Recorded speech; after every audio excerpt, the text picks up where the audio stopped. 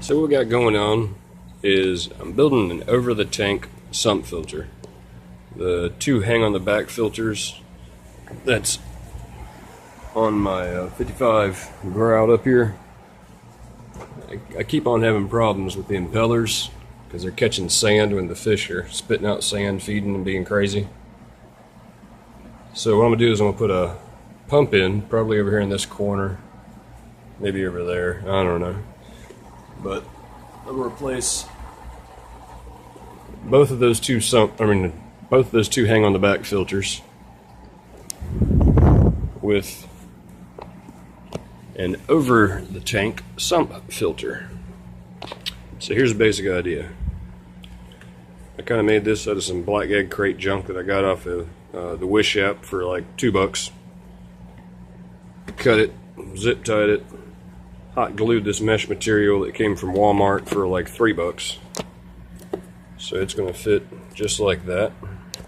My water is going to come in right here, go down over this, kind of like a scatter plate basically, just to kind of slow the flow, not so it's not pushing through one piece of filter like this and just pushing one spot, making that one spot real dirty and then causing weird flow problems.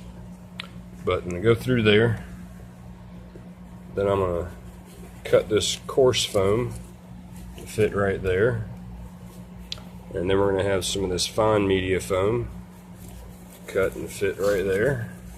So we'll have two different pieces right there. Then in the middle section right here is going to be some lava rock, and then down here we're actually going to have this outlet fitting, oh, not that one, this outlet fitting is going to be right down here, and that's going to let water out that'll go into this pipe and then drain back into the aquarium. So I'm going to do a little bit more and come back and show you the progress. And I filled all the holes in the bottom with aquarium safe silicone and also filled them on the top side with hot glue, so I know they're sealed. Because being that high up in there, I really don't want a water leak coming all the way down. So stay tuned for the next part. So here we're doing a leak down test. It's been in here about 5 minutes. You can see that ridge line just beneath the water surface. It hasn't dropped a single bit.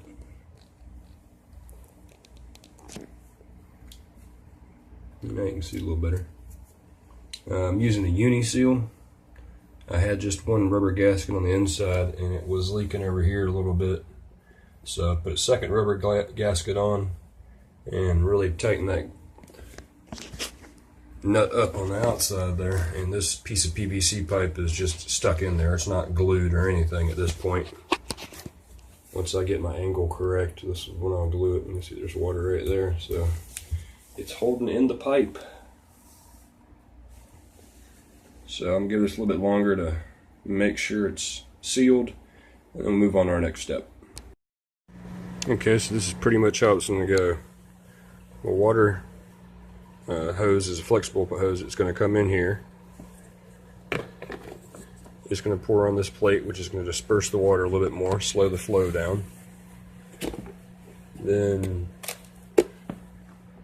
we have some coarse foam and some medium foam, and I got another piece of coarse foam that I'm going to put in there that's actually out of one of the hobs, so it'll beef this space up. I hot glued these two pieces here and here to keep those together. This is just a bar that comes with the planter to help prevent the sides from swelling out some. And in this middle section is going to be lava rock. And then finally I'm going to have this much finer filter material, which will be there. And then it'll go to the outlet and then back into the tank. So, off to Harbor Freight to go buy my pump. Okay, so I went ahead and got my pump. This came from Harbor Freight. Originally like 18 bucks, but a little Harbor Freight coupon you can get online, 20% off. This pump was $15.25. Here's basically what it is kind of assembled. It does have a small pre-filter in there, but I'm still trying to figure out a different way to do it because I don't want sand to get in there and make this pump noisy like the other one. It is a pretty beefy pump.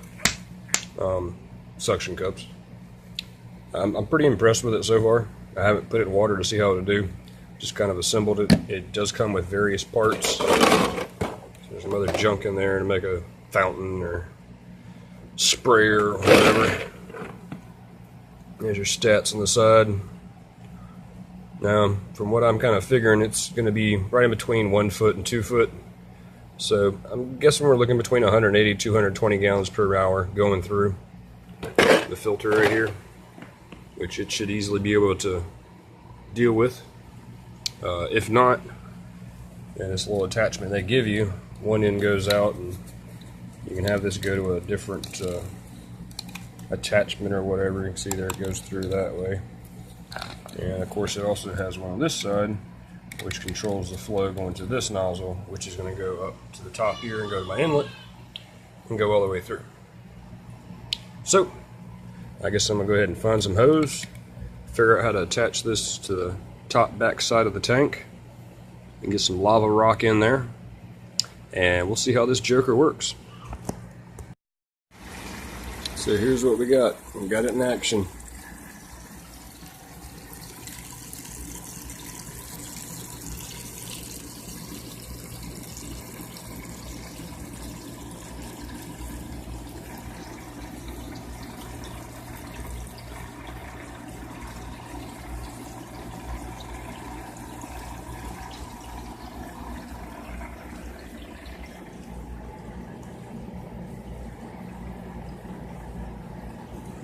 There's the pump.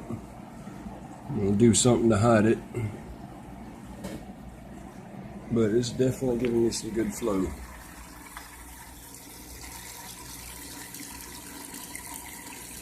And I think tomorrow I'll make a cover for it, quiet it down a little. Right now I'm just using this black piece of plastic. It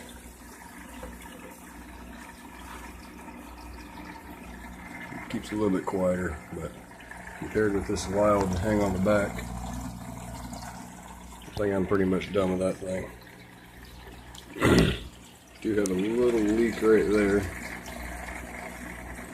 but it just goes right down in, so it's not a big deal. But I am going to glue that tomorrow too. I'm just going to let it run and hopefully all will be good. I might unplug it for the night though, but there you go. Homemade above the tank sump in operation.